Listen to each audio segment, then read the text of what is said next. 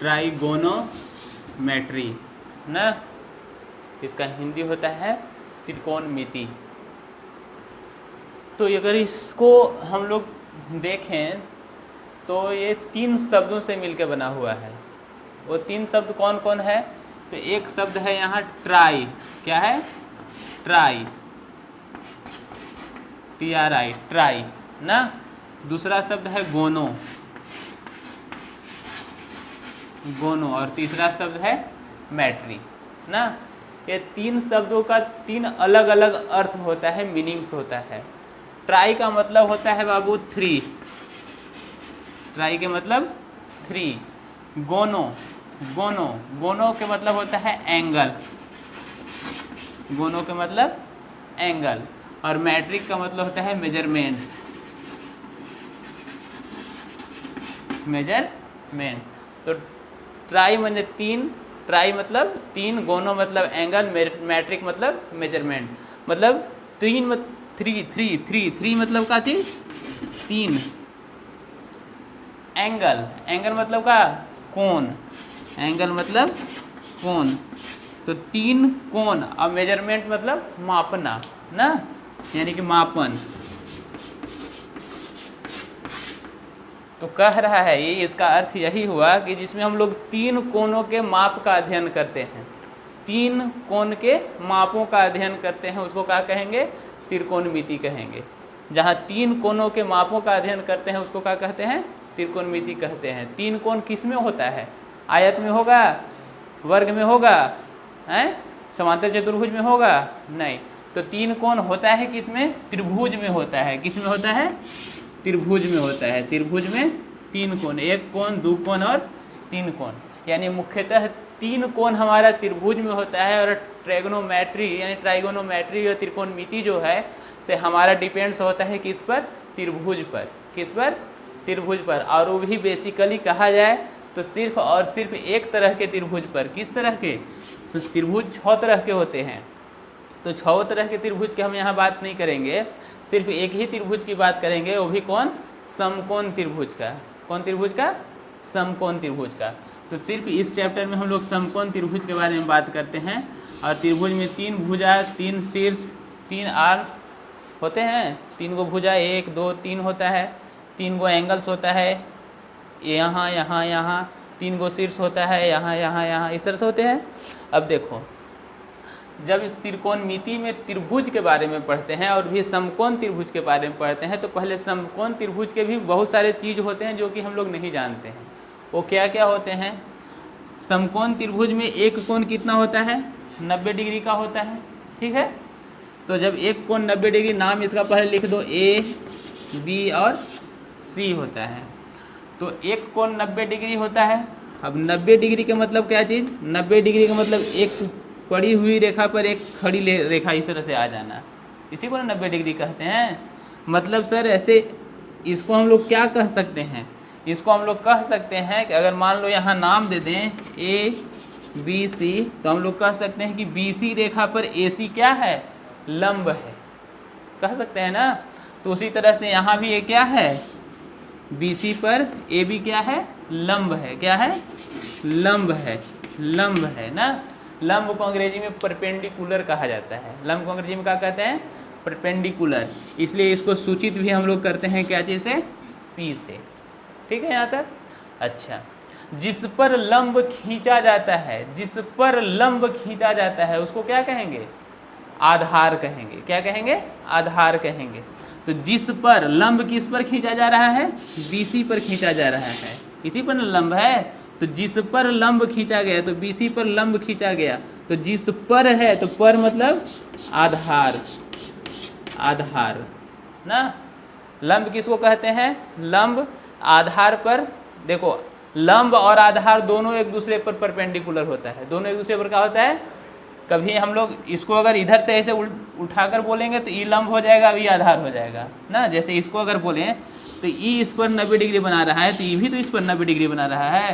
तो अगर इसी को हम लोग उल्टा ऐसे इसको ऐसे घुमा दें, ई ऐसे ऐसे हो जाए, यहाँ C हो जाए, यहाँ B हो जाए और यहाँ A हो जाए, तो यहाँ भी 90 डिग्री हो जाएगा।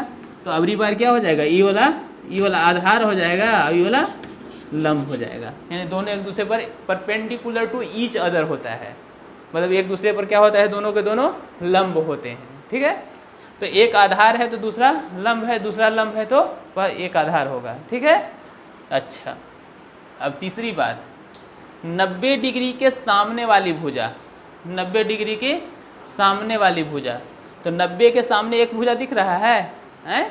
तो 90 डिग्री के सामने वाली भुजा को कर्ण कहते हैं। क्या कहते हैं? कर्ण कहते हैं। हाँ, आधार को अंग्रेजी में बेस कहा जाता है, अब इसलिए इसको सूचित करते हैं क्या चीज़ से? बी से। ठीक है, अब 90 डिग्री के सामने वाली भुजा को कर्ण कहते हैं सर, कर्ण कहते हैं। क्या कहते हैं? कर्ण। 90 डिग्री के सामने वाली भुजा, समकोण त्रिभुज में 90 डिग्री के सामने वाली, 90 डिग्री यहाँ है, इसके जस्ट सामने वाली भुजा को कर्ण कहा जाता है, और समकोण त्रिभुज की सबसे लंबी भुजा को भी कर्ण कहा जाता है। समकोण त्रिभुज की सबसे लंबी भुजा कौन होती है? कर्ण होती है। तो हम लोग दोनों तरह से जानेंगे, 90 डिग्री के सामने वाली भुजा को भी कर्ण कहते हैं, या इसी को दूसरे शब्द में कह सकते हैं कि समकोण त्रिभुज की सबसे लंबी भुजा क्या कहलाती है? कर्ण कहलाती है। इसको अंग्रेजी में हाइपोटेन्यूज कहा जाता है, और इसका फर्स्ट लेटर एच होता है, इसलिए इसको हम लोग एच से सूचित करते हैं। अरे ये बात समझ में?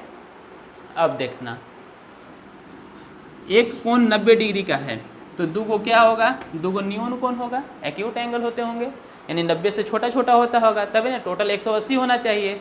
अगर एक 90 है दूसरा भी 90 हो जाएगा, ऐसा संभव ही नहीं है ना। तो दोनों क्या होगा? एक्यूट एंगल होगा, न्यून कोण होगा। तो यहाँ भी एक कोण है और यहाँ भी एक कोण है, दोनों जगह कोण है। ठीक, तो 90 के सामने जस्ट इधर भी होता है, 90 के सामने यहाँ भी होता है, ठीक ना। तो 90 के जस्ट सामने आधार वाले कोण को हम लोग थीटा कहते हैं। क्या कहते हैं?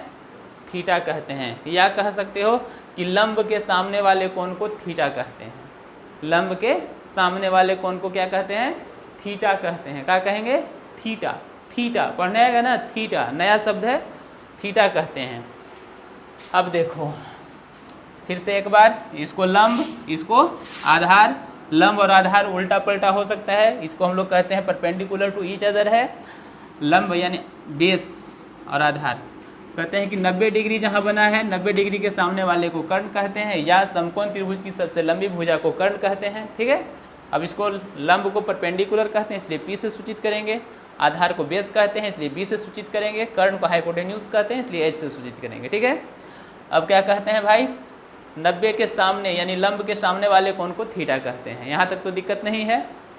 चलो, तो समकोण त्रिभुज के बारे में इतना सारा बात हम लोग जान चुके हैं। ठीक है, अब देखना, हम लोग को यहाँ पर भुजा और कोण के मेजरमेंट को पढ़ना है ना। भुजा और कोण के मेजरमेंट को पढ़ना है। भुजा और कोण से हम लोग कैसे इस त्रिभुज के बारे में जानेंगे, इसके बारे में पढ़ना है। तो देखो, त्रिकोणमिति में जो है से दो भुजाओं के अनुपात को ना, दो भुजा के अनुपात को कुछ ना कुछ एक नाम दिया गया है। ठीक है, जैसे अगर हम कहें कि अनुपात कैसे सर, तो हम लोग कह सकते हो कि मान लीजिए सर कि लंब और कर्ण के अनुपात, लंब भी एक भुजा है, कर्ण भी एक भुजा है, तो लंब और कर्ण का अनुपात हुआ, बटा हुआ ना। तो इस तरह के अनुपात, या फिर कह सकते हो कि सर आधार और कर्ण का अनुपात, ऐसे कह सकते हो ना। या इसका उल्टा भी तुम लोग कह सकते हो कि सर आप ही जैसा थोड़ी ना होगा, ऐसे भी तो हो सकता था, कर्ण और लंब का अनुपात ना, ऐसा भी तो हो सकता था, कर्ण और आधार का अनुपात हो सकता था। हाँ बिल्कुल हो सकता है। हाँ, या फिर तुम लोग कह सकते हो कि ऐसे नहीं सर, ऐसे नहीं हो सकता है, लंब और आधार का अनुपात हो सकता है, क्यों नहीं हो सकता है। हाँ, यानी सभी भुजा का अनुपात के बारे में हमको अध्ययन करना है ना। तो उस भुजा के अनुपात को एक नया नाम दिया गया है। ठीक है, वो नया नाम 9th तक नहीं जानते थे आप लोग, आज आप लोग जानिएगा उसका नाम क्या होता है। तो पहला का नाम होता है सर, हम लोग कहते हैं साइन ना, दूसरा को कहते हैं कॉस, और तीसरा को कहते हैं टेन। ठीक है, साइन, कॉस और टेन। अच्छा, सामने वाले एंगल को हम लोग नाम दिए हैं थीटा। का नाम दिए हैं? थीटा। तो इसके साथ भी रहता है साइन थीटा, कॉस थीटा और टेन थीटा। ठीक ना, पढ़ने आएगा ना। क्या बोलते हैं, साइन थीटा, कॉस थीटा और टेन थीटा ना। अब साइन थीटा किसको कहेंगे भाई, तो सबसे पहली बात है कि साइन थीटा हमेशा लंब और कर्ण के अनुपात को कहते हैं, लंब और कर्ण के अनुपात को कहते हैं। तो साइन थीटा बराबर कह सकते हैं लंब बटा कर्ण, लंब बटा कर्ण।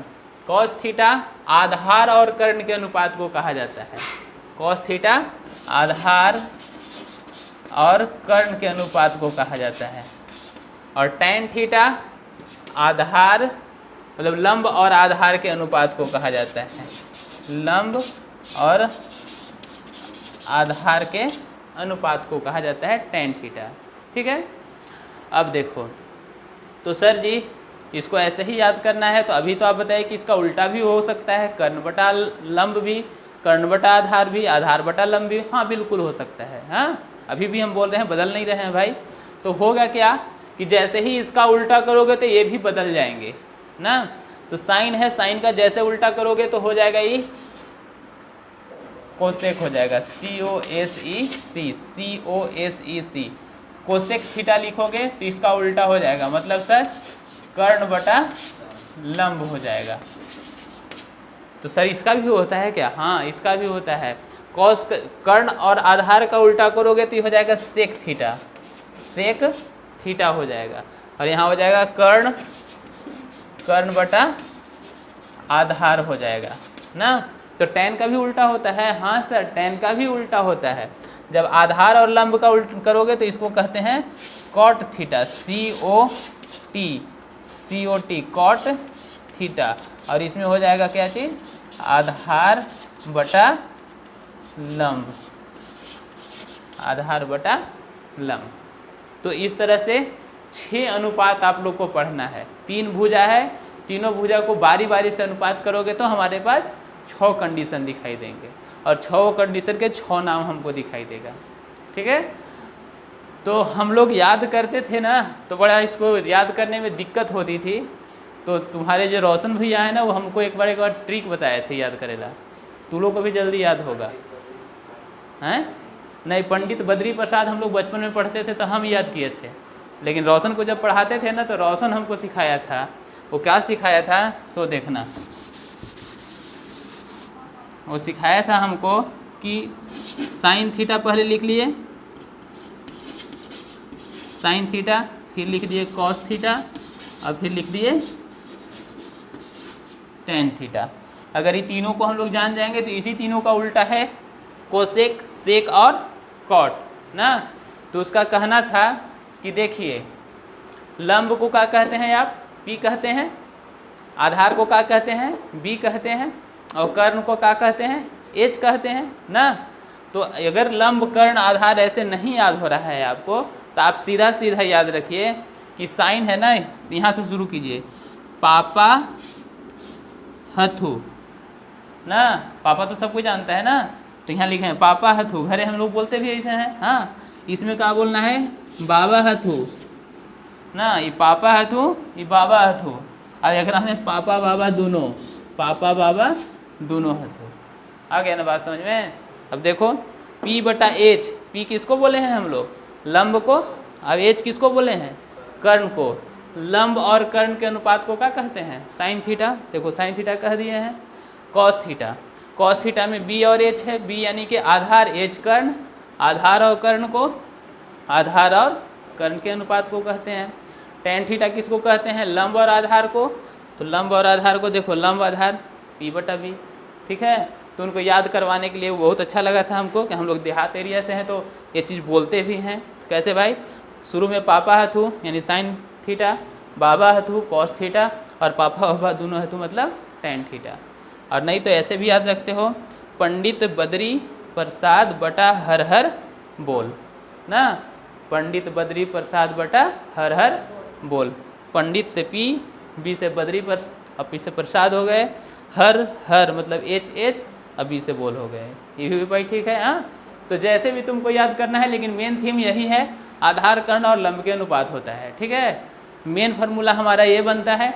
हम लोग ट्रिक लगाते हैं याद करने के लिए, इस तरह की बातें। ठीक है, और यही तीनों को बेस बना के हम लोग उस तीनों को ही बदल देंगे। अगर h/p कह देंगे तो साइन का जस्ट उल्टा हमारा कोसेक हो जाएगा। इसी को h/b कह देंगे तो सेक हो जाएगा, और उसी को b/p कह देंगे तो कॉट हो जाएगा। तो 6 त्रिकोणमितीय अनुपात हम लोग इससे निकाल सकते हैं। और